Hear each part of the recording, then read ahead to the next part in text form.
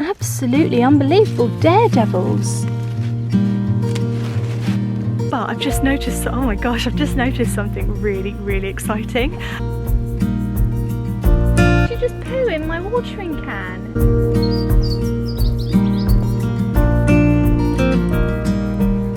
Good morning everyone, welcome back to my allotment diaries. My name is Emma, these are my allotment diaries. I'd love for you to follow along. If you're new to my channel, you can just hit the subscribe button down below. It makes a huge difference to my channel and I would really, really appreciate it. It's sunny in the UK. I didn't think we were going to get any more sun this year. It's literally been the worst August I think ever, and end of July. I actually can't remember the last time we had sun. I know we had some. I think it was way back in June or something when the weather was actually warm and nice and sunny. It's just been raining, we've had storms, we've had a lot of wind as well, which is quite unusual for this time of year.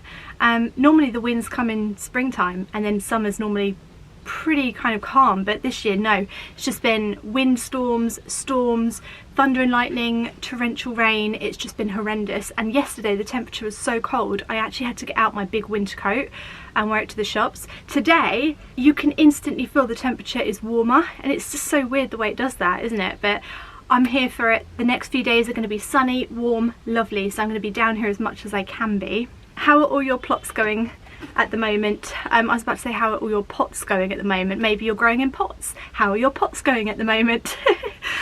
My plot is looking really lush, really amazing, really fantastic, but nothing to do with me, guys, I'm afraid. Definitely still not an expert, and I think this is all down to the weather. We've just had, obviously it's still been quite mild because it is summer. We've had a lot of rain and stuff, so I think it's just taking care of the plot for me. But let me do a little bit of a show you aroundy thing. Show you what's growing. What's a growing?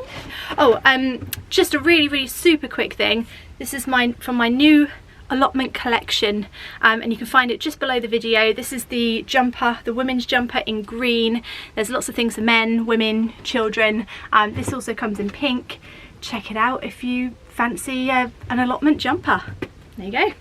It's so peaceful today. Look at the lighting. Isn't it lovely? It's because we're in August now, and like the sun is slightly lower. It's a bit like that autumn kind of sun, and everything looks really like golden and really glowing and just really beautiful. But yeah, it's definitely reflecting on my allotment. So peaceful here today as well. I absolutely love it so far. I mean, I've only been here like 4 minutes, but yeah, this is an overview of my allotment plot at the moment. You can see the lighting is just hitting everything just in the right way. A few little jobs I want to do today just while I'm down here, but at this time of year there's not tons and tons to do actually. Now that I've filled in the gaps with some more seedlings and stuff, it's mainly going to be about sowing in modules and stuff for over the winter and next spring basically. But anyway, last time I was here I fed this big pumpkin. I do think it has helped. So this is my big jack-o'-lantern, and you can see that the leaves are still a little bit yellowy, but definitely a lot less yellowy, and I think we are getting a lot more green on this now, so it's looking really healthy. This is my pumpkin down here. He's definitely going to be eaten or die, 100%. There's no doubt about it. I don't really know how to protect him when he's there, so I'm just hoping he just survives, really just magically. But yeah, I fed this with my homemade stinging nettle feed, and it does seem to have done really well. This one here is a Jacoby Little, and unfortunately he does have a bit of mildew, which is a fungal infection that pumpkins get quite easily actually. And what I might do is just take a few of the most infected leaves off. Okay, did anybody in my last vlog see where I put my scissors? Because I cannot find my scissors.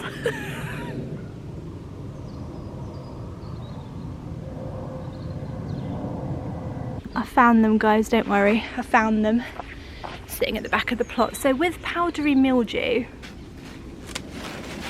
let's take the worst ones out. This should improve the airflow a little bit as well, actually. Just thinning them a little bit. You can see on the leaf here, it's kind of got this white powdery stuff all over the leaf. This is powdery mildew basically, and it's just a bacterial infection like I said. It's caused because of a lack of ventilation. So when all of your plants are really close together, the airflow can't go through it, so air can't flow through it. Basically, let me try and get this right. Air can't flow through it. So it's an airflow problem basically, and that's why it spreads so quickly. And there are a few things you can do. What I do is cut off the worst of the leaves and hope the plant survives. I think there are some sprays you can get. I think you can spray a mixture of like bicarbonate of soda and something on it, and that kind of is supposed to help, or milk as well. Some people put milk on it. That's never worked for me, to be honest. Once it gets hold, it's got hold of the plant basically, and the best way I find to deal with it is just to chop the leaves off. But don't panic, it won't kill your plant straight away. It takes a while to kill it, and if your plants are quite established, it's probably a good idea just to chop the leaves off that are infected and then just let the plant keep growing, which is what I'm doing now basically.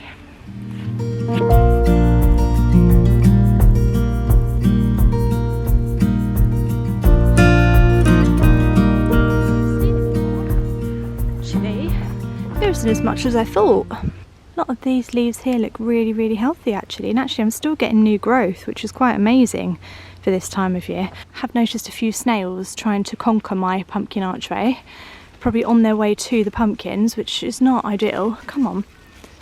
What is with these Tom Cruise snails this year? I didn't think they liked heights. I don't know why I thought that though. I don't know why I made that assumption. I've just literally assumed that snails don't like heights. I don't know why I'd think that though. There's nothing to suggest that a snail doesn't like heights. Maybe they love it. But yeah, there's a few scaling this this archway. Look at this guy in here. Absolutely unbelievable daredevils. Absolute daredevils this year. Clearly they don't mind heights. Also, I think this big one that I had to cut a hole for, I think this plant is a baby boo plant because it doesn't look like the other pumpkins. It's got a different shape to it, and these ones are turning round as well. And I think this is a baby boo.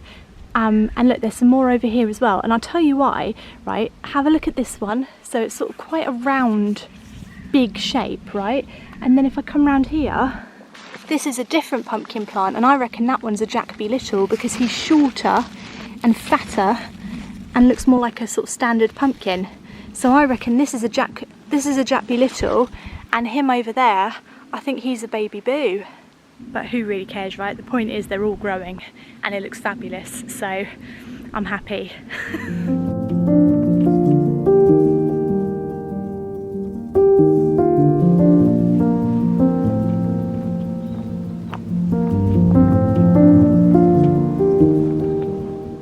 The jobs I was going to come and do today was water my new seedlings, because I was thinking, oh, it's going to be really warm over the next couple of days with no rain. I don't want them drying out. However, it rained all last night, so I think they're all watered. I don't think they'll be...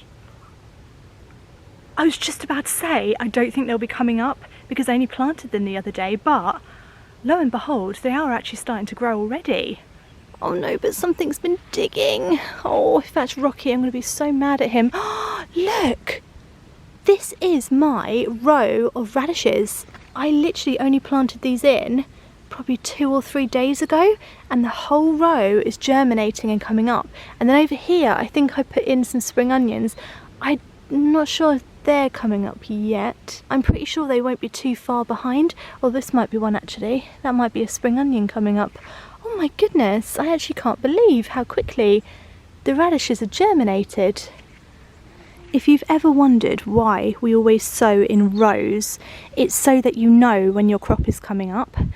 Because if I hadn't sown these in a row, they would have been dotted about everywhere and I would have assumed they were like weeds. But because I put them in a row and now I can see the exact row coming up, I know that this is now my row of radishes basically. Also just keeps things organised, makes it easier to weed, and makes it easier to see where all your crops are and stuff. So there's a few reasons why we do it, but that's one of the main reasons, is just so that you know that if things are coming up in a straight line, they're probably seedlings that you've put in on purpose, because weeds don't normally grow in perfect rows, to be honest. They're just not like that. They're a little bit spontaneous and sporadic.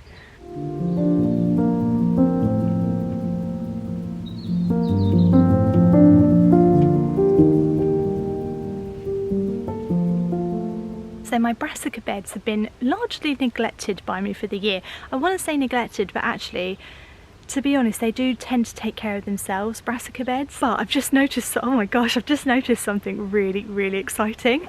I've got a purple cauliflower growing. You guys are gonna love this. Look at this in here. He's got no damage on him at all. What on earth do I do to protect him? Oh my goodness. I'm actually proper freaking out, but I can hear people here and I don't want to be the weirdo who's like screaming.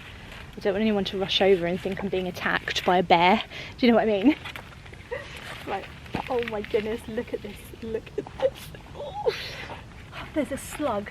There's a slug trying to attack it as we speak. We definitely need to get some kind of defences going here because this is unacceptable. Can't believe I'm picking this up with my hand. Ugh.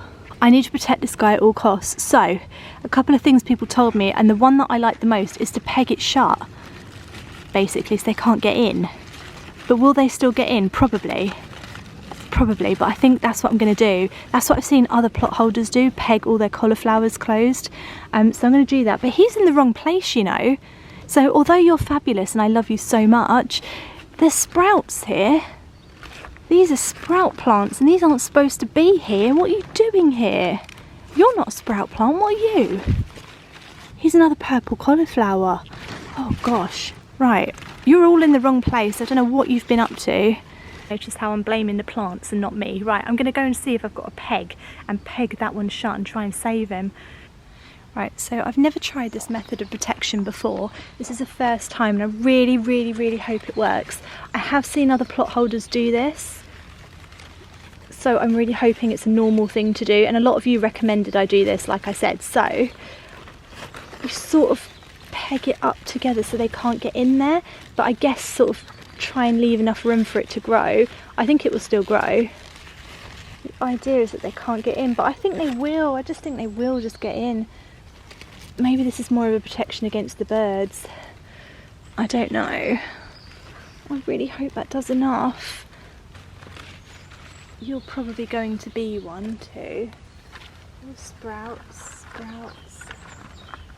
So what's over the other side then?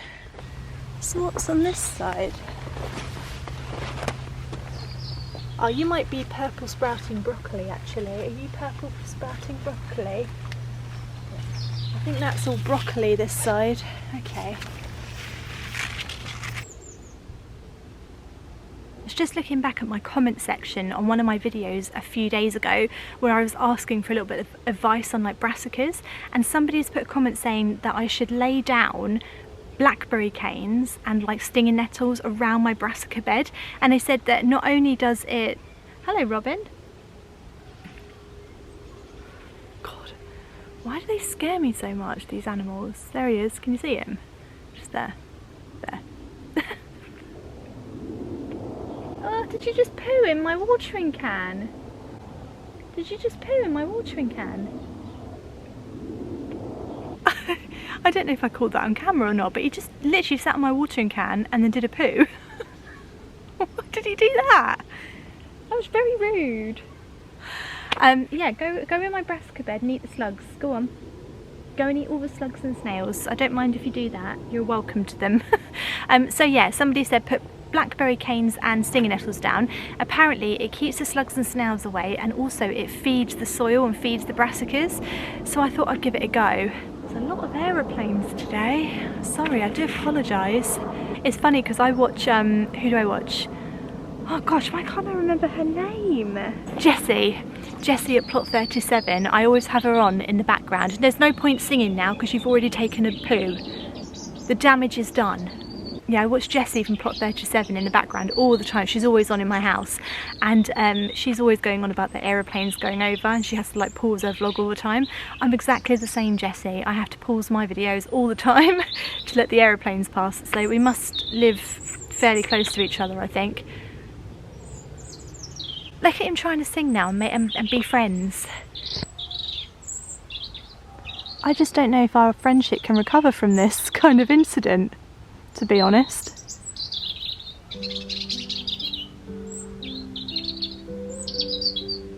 Luckily I've got lots of blackberry canes over here, so I'll pick a few.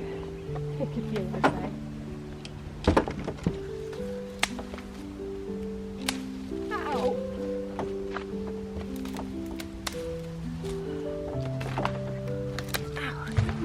gloves on, they're really spiky. Or maybe the person who said this just doesn't like me. They just wanted to see me stung by blackberry canes. Ow! Oh God.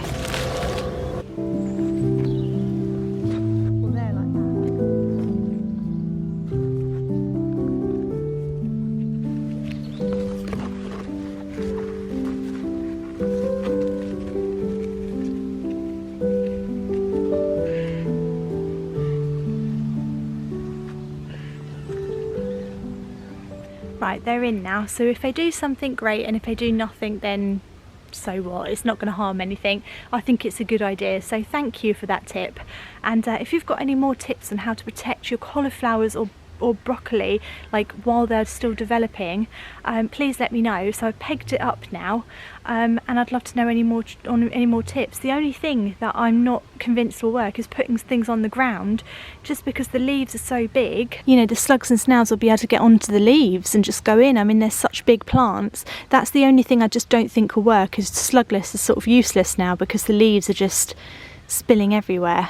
But just any tips that you've got for protecting the actual head of cauliflower that's developing, because they can have the leaves, I don't care, they can eat all the leaves.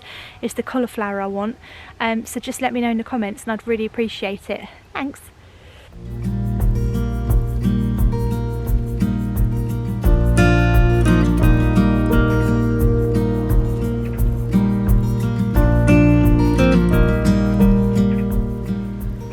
So I've had a lot of messages from you guys asking me how my tomatoes are getting on, and I think a lot of us are struggling this year because a lot of you are messaging me saying your tomatoes are still green. Well, mine are all still green as well. Like, I haven't had one ripe tomato. Even the ones that I'm growing at home that I started earlier than the ones in the polytunnel, even they are still green. I think we're just having a really super slow year for tomatoes. I know that some people have managed to ripen theirs and that's amazing, but mine are nowhere near. I haven't really put the effort into tomatoes that I normally do. I mean, to be honest, they just grow like no tomorrow. It doesn't really matter if you do nothing to them. They're just great plants and they just grow, they just take off. They don't really need our help, but as you can see, absolutely none of them have gone anything other than bright green. And they look fantastic, they look healthy, so I'm really not worried about them at all. I'm a little bit worried about you though, because you're a little bit flimsy. Hang on. Let me wrap him round a bit. My string support hasn't been the greatest this year, so my support idea was basically to wrap it around twine. Like that. It's okay, it's okay. It's not worked brilliantly, but these ones here have survived. The others have needed sticks. That's got no support at all, but he's not even growing. Yeah, I definitely won't be doing the string support thing next year because I just didn't do it right. It's just not worked for me. But this one is supported okay and the tomatoes look amazing. They're just not turning red. I don't know what to say. I mean...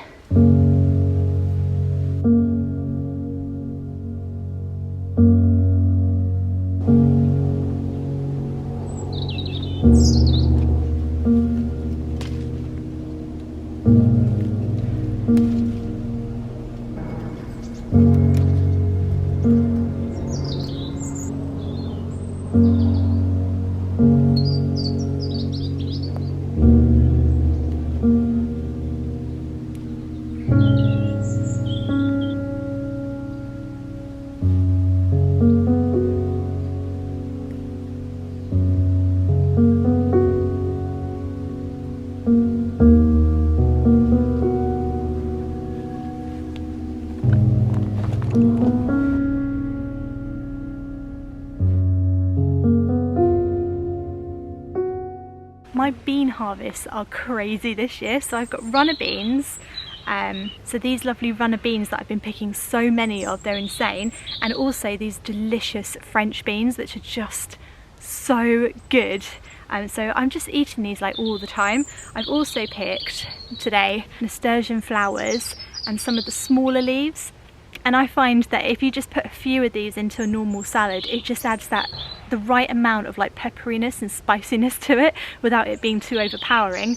And I've also picked lots of borage flowers as well, which looks so pretty on avocado on toast, which is like one of my favourite lunches ever. So I've got a whole collection in here of beans and flowers and nasturtiums, and I'm just picking so much from my plot right now. It's amazing. This is what I always dreamed my plot would be, just me waltzing around with a little wicker basket picking things for lunch and stuff, and now it's happening. I can't believe it. It's amazing. It's such a great satisfying feeling, and I hope that you're picking lots from your plots right now as well. Thank you so much for watching today. I hope that you've enjoyed my vlog.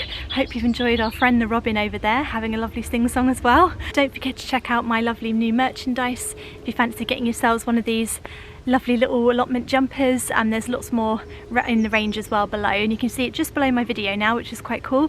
And I will see you again in my next video. Have a lovely week. I hope you get out in the sunshine, and happy gardening. See you next time. Thanks for watching, guys. Bye.